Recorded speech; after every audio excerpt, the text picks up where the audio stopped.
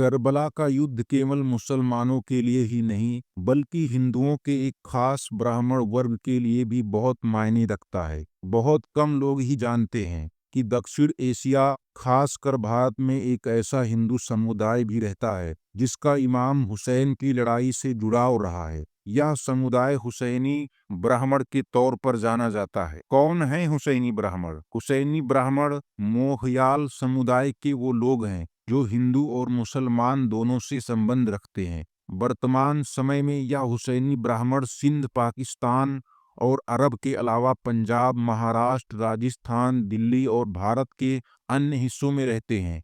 History of मोहियाल्स नाम की किताब के मुताबिक करबला के युद्ध के समय 1400 ब्राह्मण उस समय बगदाद में रहते थे। करबला की जंग इराक की राजधानी बगदाद से 120 किलोमीटर दूर करबला एक शहर है। मक्का मदीना के बाद करबला इस्लाम धर्म के लोगों के लिए एक प्रमुख स्थान है। मान्यताओं के अनुसार जब क्रूर बादशाह यजीद ने खुद को इस्लाम धर्म का शहंशाह घोषित किया तो पैगंबर मोहम्मद साहब के नवासे हजरत इमाम हुसैन और उनके अनुयायियों ने मानने से साफ इनकार कर दिया।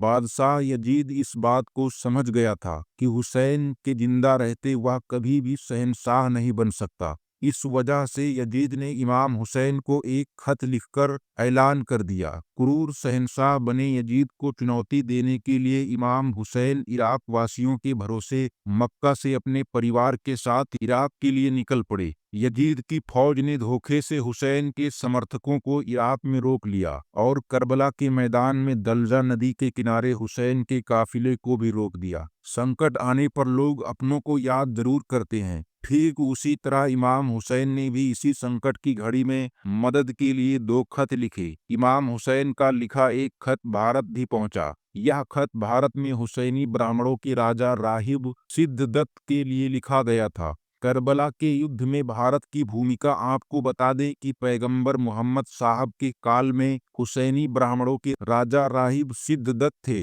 राजा सिद्धदत्त को सब सुख था पर उनकी कोई औलाद नहीं थी। पैगंबर साहब के आशीर्वाद से उन्हें 7 बेटों की प्राप्ति हुई। इसका एहसान मानते हुए हुसैनी ब्राह्मण पैगंबर मोहम्मद साहब के अनुयायी हो गए। हजरत इमाम हुसैन की संकट की खबर जैसे ही राहिब दत्त को मिली, वह अपनी हुसैनी ब्राह्मण की सेना के साथ इमाम हुसैन की मदद के लिए करबला निकल पड़े। उनके करबला पहुंचने के पहले ही हुसैन शहीद हो चुके थे। इमाम हुसैन की शहीद होने की खबर से इन ब्राह्मणों का हौसला और भी बढ़ गया।